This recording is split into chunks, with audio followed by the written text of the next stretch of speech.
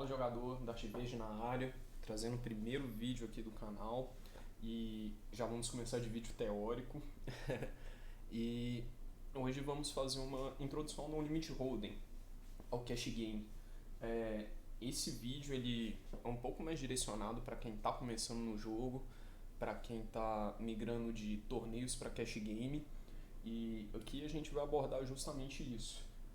A gente vai conversar sobre as diferenças que tem de Cash Game e torneio, alguns conceitos básicos que todo jogador profissional domina e que todo aspirante a profissional deveria se preocupar em dominar, estar estudando com regularidade. E também vamos falar sobre alguns programas de apoio, os softwares, né, que a gente usa para analisar o jogo, para encontrar leaks no nosso jogo, para acompanhar nossas frequências. Mas antes de começar, eu queria bater um papo com vocês aqui sobre alguns aspectos que são intrínsecos ao poker, seja o cash game, seja torneio, seja sit and go, seja spin and go. São, são pensamentos que vão te ajudar a entender melhor o que é o jogo em si, especificamente o online. Tudo aqui no canal vai ser voltado para o online. Talvez no futuro eu até possa produzir algum conteúdo sobre o live, mas não jogo tanto live, meu foco é no online. E eu acredito que eu vou conseguir passar melhores informações para você sobre o online. Mas quem sabe no futuro eu consiga trazer alguma coisa de poker ao vivo. Mas sem enrolação, vamos lá. Antes de entrar nas diferenças, né, de cash torneio, conceitos básicos e programas de apoio. Principalmente, galera, para quem está começando no poker, é importantíssimo entender que o poker ele é um jogo de frequências e de ajustes. O que isso quer dizer? Que dentro daquele universo de 52 cartas existem frequências ideais. E se você tiver desbalanceado, ou se o oponente estiver desbalanceado, você pode ser explorado ou pode explorar. Então, a gente acompanhar nossas frequências é de extrema importância para a gente saber se a gente está dando open raise certo por posição, se a gente está defendendo certo o big blind, por exemplo, a frequência que a gente está dando de tribet. Então, assim, a frequência, a gente vai sempre mirar a frequência ideal e vai ajustando o nosso jogo de acordo com o passar do tempo. E basicamente é isso, cara. O poker ele é um jogo de ajustes das suas frequências. Então, sabendo as frequências, que mais pra frente eu vou passar para vocês quais que são frequências interessantes de se ter teoricamente, é importante acompanhar essas frequências e fazer ajustes ali mensalmente. É sempre bom estar de olho, porque se você tiver um pouquinho desbalanceado, um jogador melhor que você pode te explorar, e a chance disso acontecer é grande. Saibam também, galera, que o poker ele é um jogo de agressividade, essencialmente. Por isso que é vantajoso propor agressão na mão, ser o agressor pré-flop, ser o cara que vai betar, ser o cara que vai dar raise, porque aí você deixa a decisão pro oponente, sabe? Facilita o jogo, não jogar de maneira passiva. Então, apesar que já é um papo batido, ainda é importante bater nessa tecla. O poker é um jogo de agressividade.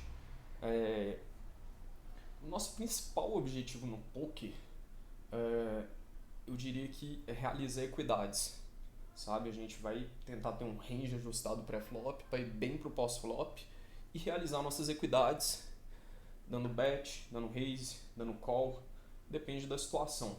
Mas geralmente quando eu não tenho equidade numa mão, eu posso dar give up. Principalmente no cash game, que você não precisa ficar forçando jogadas, né? Ok, em relação a realizar equidade, galera, é muito mais fácil realizar equidade em posição.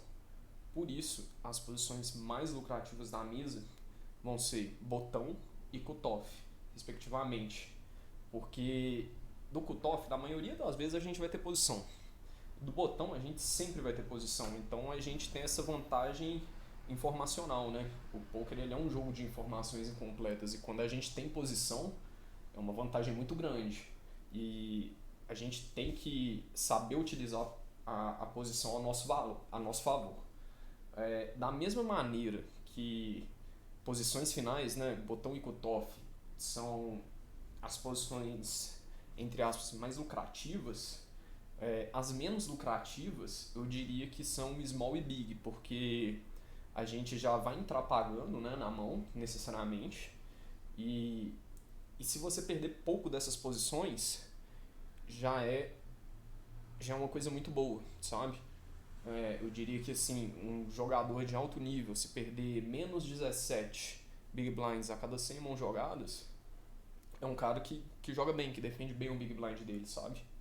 E nosso objetivo nessas posições, que a gente vai estar sempre jogando fora de posição, ou então vai estar jogando Blind War, o que nem sempre é legal, é, a gente vai ter um pouco mais de dificuldade em realizar as equidades, porque a gente vai estar fora de posição.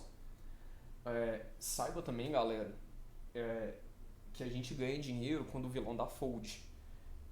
Então, assim, isso se relaciona muito porque o poker é um jogo de agressividade, né? Então, quando você faz o vilão da fold, a gente meio que pode falar assim que você fez o cash out da mão, mesmo que seja com um draw muito forte, ou que você betou com a mão mais forte possível naquele momento, ainda assim você está ganhando dinheiro no longo prazo.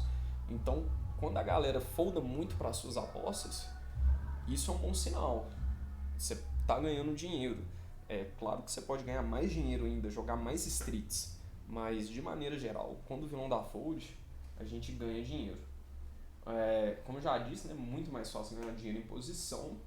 E uma observação básica assim, sobre jogar em posição e fora de posição é que em posição a gente vai procurar jogar de maneira agressiva, porque a gente vai ter a vantagem informacional, a gente vai falar por último.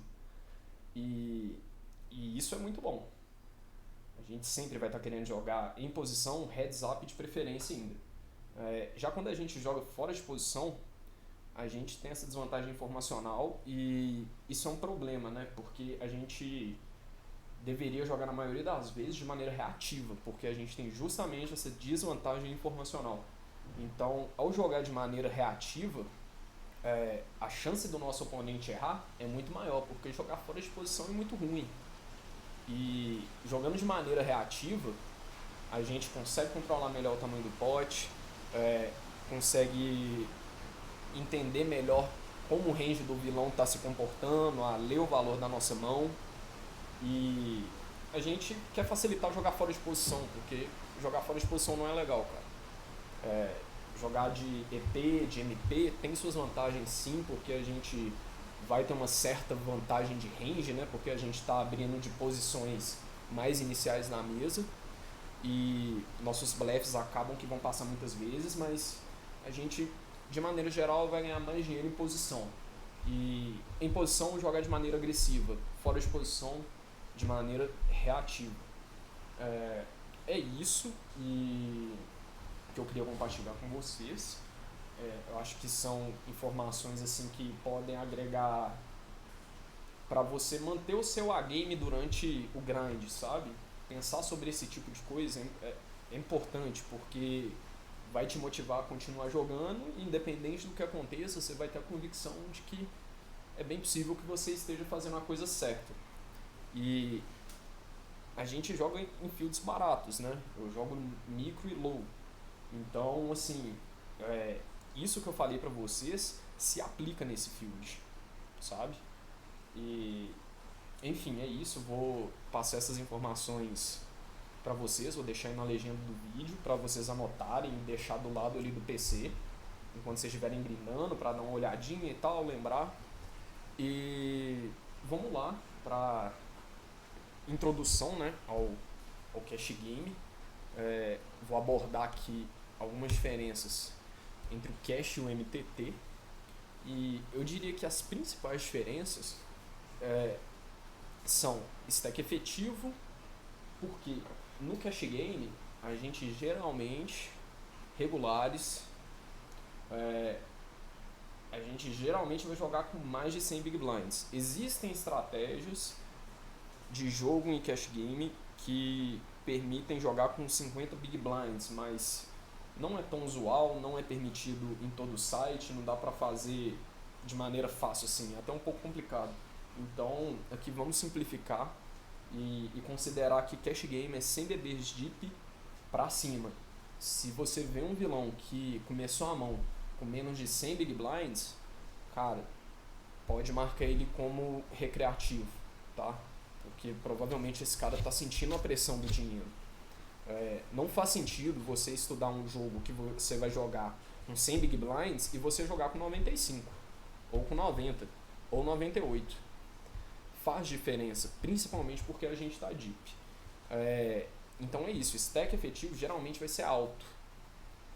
Diferentemente do torneio, né, que varia muito. Começa lá em cima e aí os stacks vão quebrando e fica aquela loucura, aquela confusão de stack, vários stacks diferentes na mesma mesa.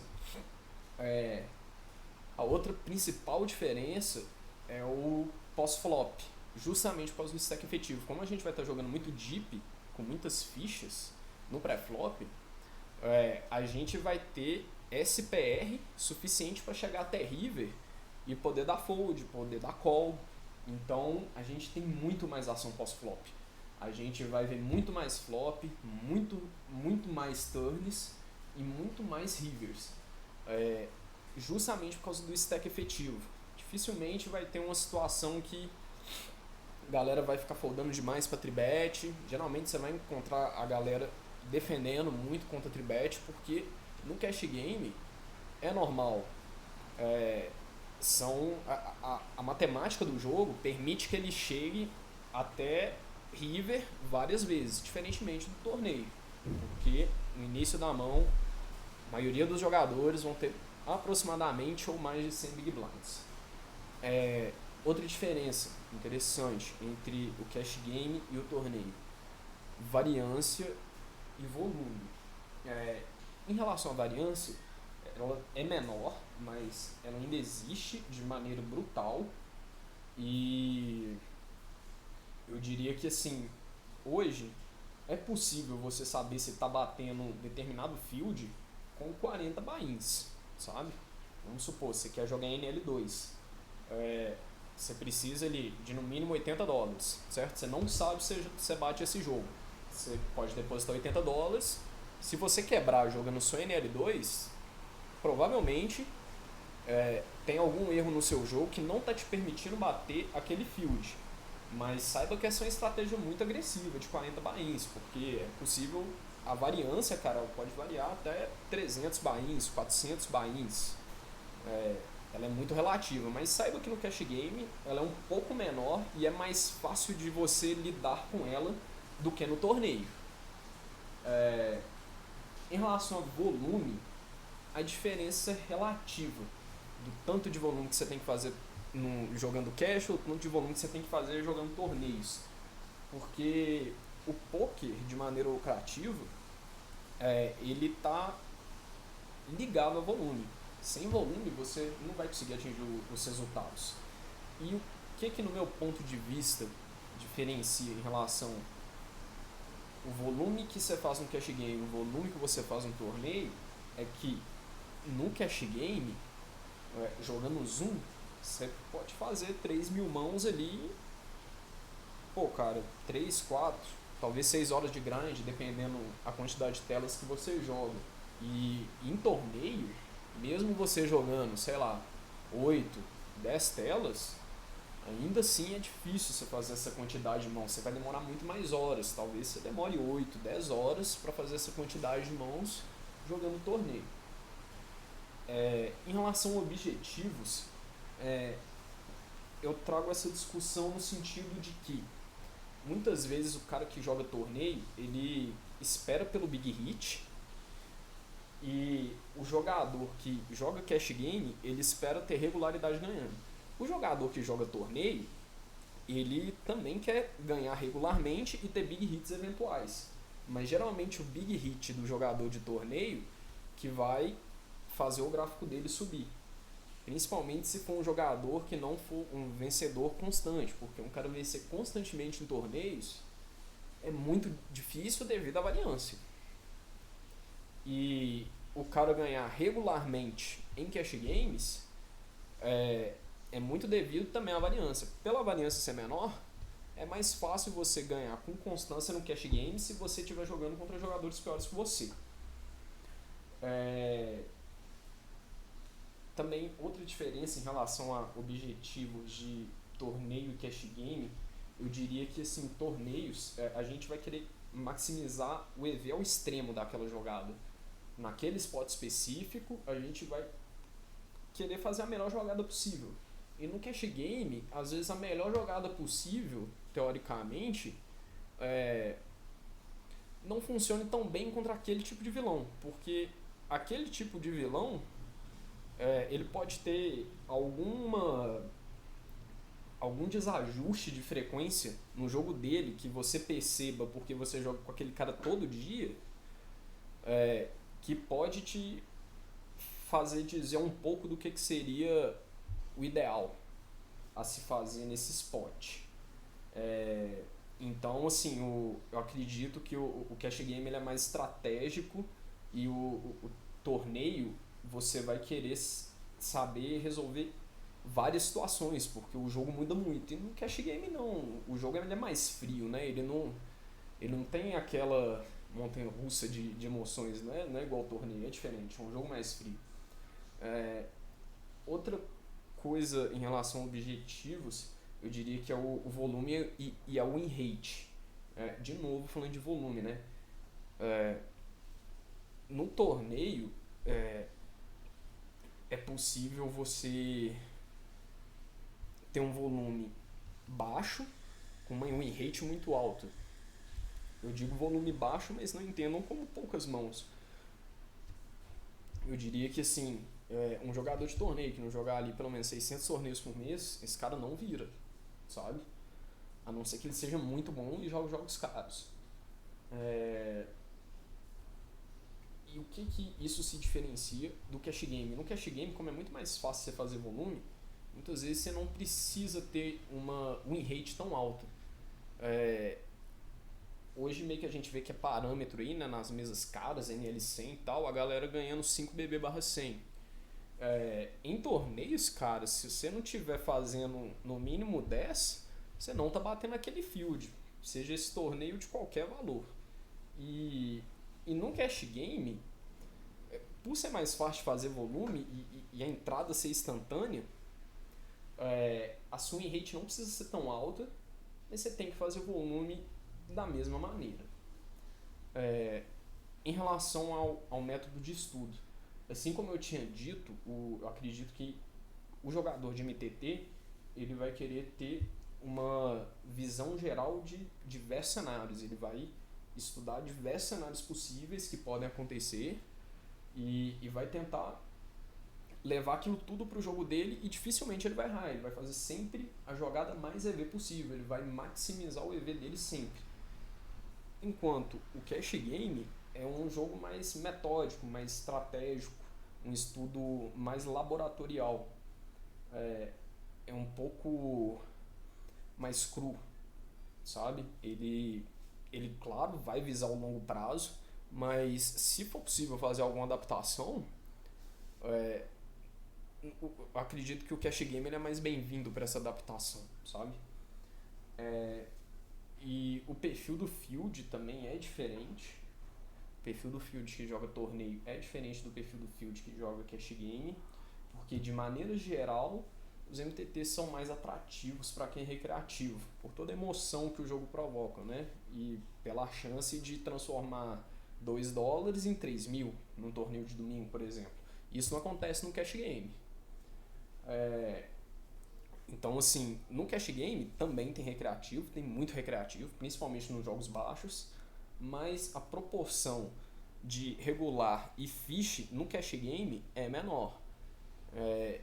Geralmente, quando você tá numa mesa de cash game, você vê um jogador desconhecido, se esse cara estiver jogando com mais de 100 big blinds, e você nunca viu uma mão dele, você não tem nenhuma mão dele na sua database para aparecer a estatística na HUD, eu diria que é bom tratar esse cara como regular. Até porque o cara que joga cash game, o Fish, ele ainda assim, ele sabe jogar, sabe, cara? Ele joga cash game, ele joga muito pós-flop. Então, assim, ele é Fish, mas ele também não é idiota, ele é um ser humano, esse cara pensa. Então, eu diria que, assim, no MTT, a proporção de reg para Fish é maior. E no cash game é menor. Mas ainda assim tem muito Fish no cash game.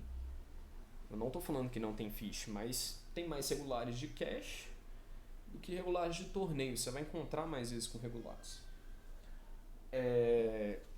Bom, as principais diferenças são essas.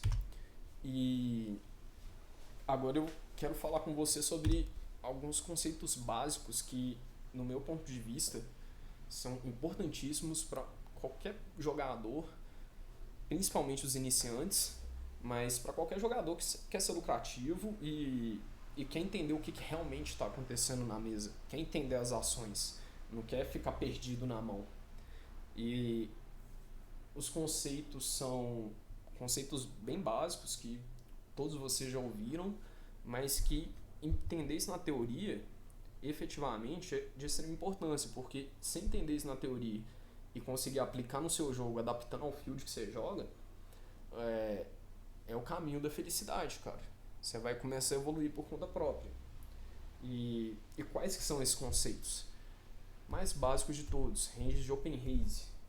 Galera, se tiver o range de open raise desajustado, tá deixando de explorar o field. E aí que vem o lance da frequência. Se você estiver abrindo menos que 45 a 50% do botão, tá deixando de explorar o field, tá deixando de ganhar dinheiro.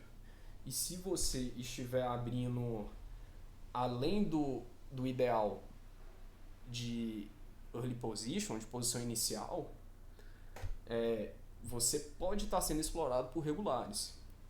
Então, o range de open raise, ele é a semente do jogador de poker, sabe? Você ter o seu range bem ajustado e saber como modificar ele de acordo contra os oponentes que você está jogando é maravilhoso, cara, sabe?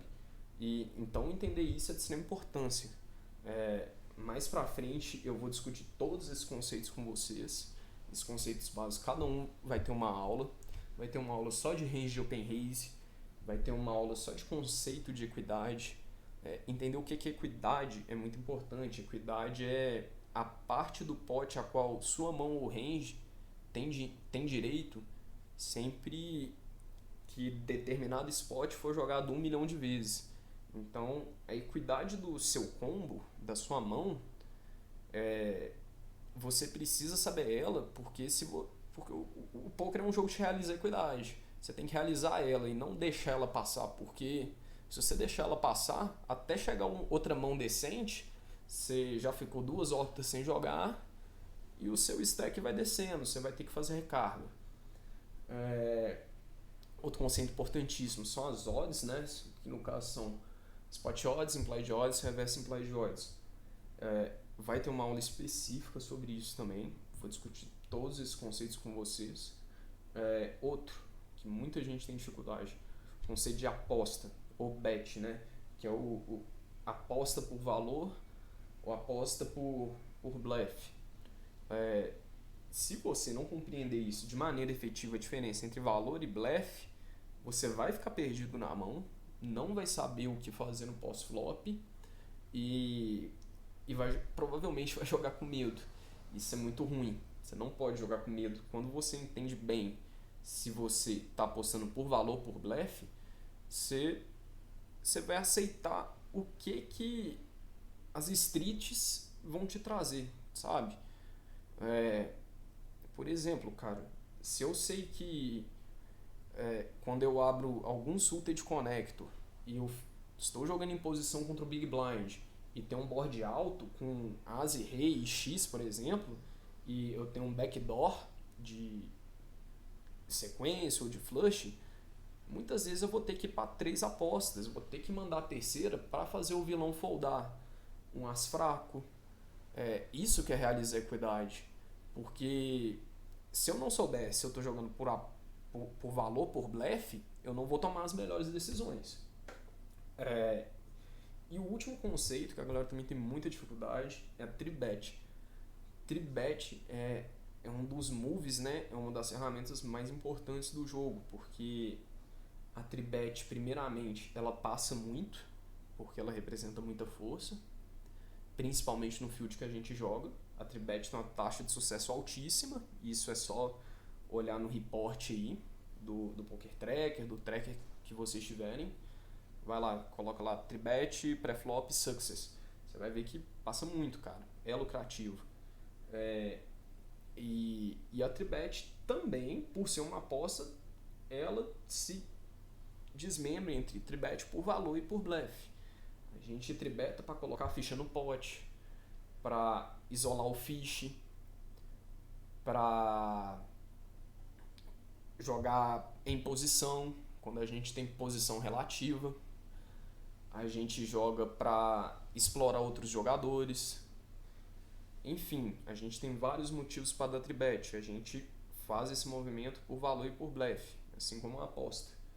Então, no decorrer do que eu for produzindo esses vídeos teóricos aqui, eu vou discutir todos esses conceitos básicos com vocês a fundo.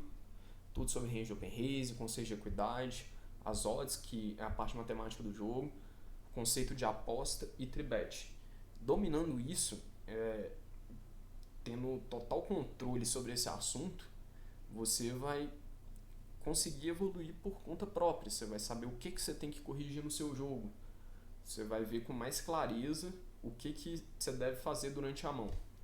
E sem dominar isso, a chance de errar é muito grande, porque se você não dominar isso, todos os jogadores já estão dominando. Isso é uma vantagem. E na mesa de poker, dificilmente a gente vai querer entrar em uma situação que é desvantajosa, né? Não é tão interessante, principalmente porque envolve dinheiro.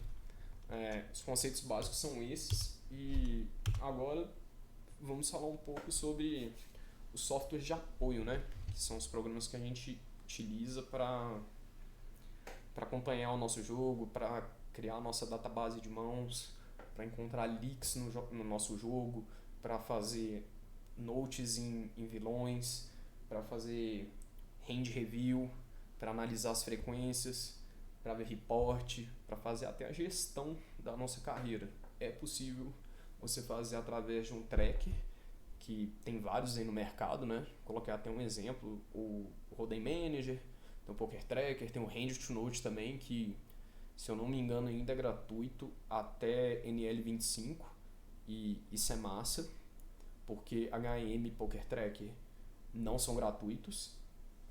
E, enfim, o tracker ele é importante para tudo isso que eu falei. É nele que você vai fazer a gestão do seu jogo, a gestão da sua carreira. Você vai fazer o review de mãos, você vai poder fazer filtros para achar qualquer mão que você quiser. Então, assim, o tracker tem que, cara, literalmente fuçar nele, ficar mexendo. Porque é o seu principal programa de apoio, sabe? Você vai estar usando ele durante o grind, provavelmente, se você usar HUD.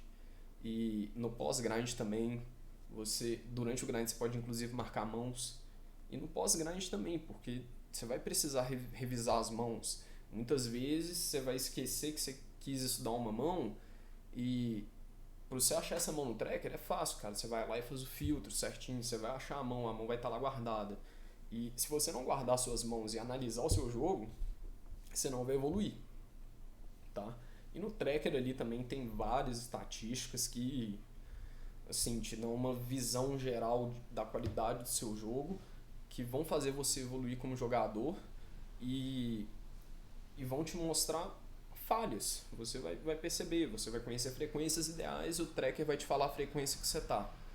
E o Poker Tracker, não sei os outros softwares, mas ele tem até ele tem uma função de leak tracker, se eu não me engano, que é o nome dela, que ele vai encontrar leaks no seu jogo, teoricamente, mas não sei se é muito seguro. Eu diria que assim, tem que ter, sei lá, cara, pelo menos umas 100, 150 mil mãos para começar a tirar alguma conclusão dessa análise do tracker.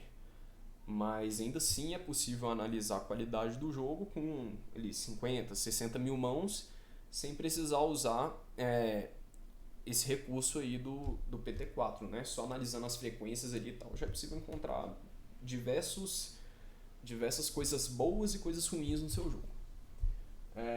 Além do tracker, que vai ser responsável pelas suas send histories, o seu report e a gestão do seu jogo, a parte organizacional, a gente também tem outros softwares e tem diversos softwares. Tem PioSolver, tem todos os softwares que vocês conhecem aí. Mas eu diria que, para começar, só é necessário você ter o Equilab, ou PowerEquilab, né? O Equilab, ele é a versão gratuita do PowerEquilab, ele tem algumas funções a menos. E também tem o Flopzilla. O que esses programas fazem? Eles são calculadores de equidade. O Flopzilla, ele é muito bom justamente porque que eles propõem para você estudar o jogo pós-flop. Agora, no PowerEquilab, além de conseguir estudar o jogo pós-flop, não com tantos recursos igual o Flopzilla, é possível salvar ranges, então montar ranges, salvar ranges através da matrix ali e calcular a equidade do que você imaginar. E o PowerEquilab, cara, ele é meio que seu amigo, sabe? Quando eu vou estudar alguma sessão aqui, eu abro o Poker Tracker e já deixo o PowerEquilab aberto também. Porque a maioria das coisas eu vou conseguir fazer nele, e se tiver uma coisa mais complexa ali na mão que eu não estiver conseguindo resolver, eu vou e pego no Flopzilla e acabou, cara. PioSolver, tenho alguns amigos que tem, de vez em quando eu peço para rodar a mão, eu ainda não tenho a licença dele, mas não tô preocupado com o PioSolver, sabe, cara? Eu quero bater NL50 e daí pra frente eu vou começar a pensar em PioSolver, em como eu vou jogar contra robô. Até esse limite, eu não vejo necessidade de ter mais programas do que um simples PowerEquilab e um Flopzilla, sabe? Que a partir desses programinhas simples, básicos, você vai começar a entender o funcionamento do jogo, o que o vilão deveria foldar, o que o vilão deveria pagar. Você vai compreender a fio, na raiz, o conceito da equidade. O programa vai te mostrar aquilo ali, porque são programas extremamente complexos e que, na maioria, resolvem um problema ali de uma mão que você está estudando 90% das vezes. Quase nunca você vai precisar pegar o PioSolver nesses limites que a gente joga. Então, eu acho que é mais interessante ter um foco em programas básicos, ter um tracker e evoluir diariamente. Bom, galera, apertei o ESC aqui sem querer, mas a apresentação foi essa, a introdução, né, foi essa. Espero que vocês tenham gostado, e o próximo vídeo vai ser sobre range de open raise, voltando aos conceitos básicos, né? Range de open raise, depois vou tratar sobre o conceito de equidade, depois a parte matemática e outros conceitos teóricos de aposta e de tribet. Beleza? Então, hoje é isso. Darth Vader na área, GL pra todos e bora pra mesa. Tamo junto, galera. Valeu!